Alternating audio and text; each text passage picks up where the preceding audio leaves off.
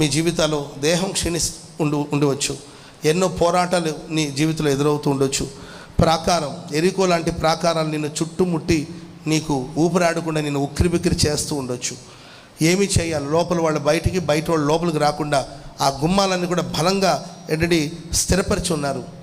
లోపల వాళ్ళు బయటికి రాలేకపోతున్నారు, బయట వాళ్ళు లోపలికి అలాంటి ఒక కఠినమైన పరిస్థితులు నీవు ఉన్నావేమో. యోర్దాన్ లాంటి ప్రవాహం నిన్ను ముంచెత్తాలని, నిన్ను భయపెట్టాలని ప్రయత్నిస్తుందేమో.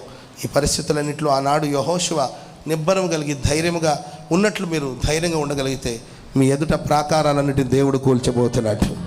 ప్రాకారాలంటే దేవుడు కూల్చబోతున్నాడు. సమస్యలన్నిటిని దేవుడు కూల్చబోతున్నాడు. నిన్ను తరుముతున్న సమస్యలన్నీ వెనక్కి తిరిగేటట్లుగా ప్రభు చేయబోతున్నాడు. నిన్ను భయపెట్టిన సమస్యలు వెనక్కి తిరిగేటట్లుగా ప్రభు చేయబోతున్నాడు.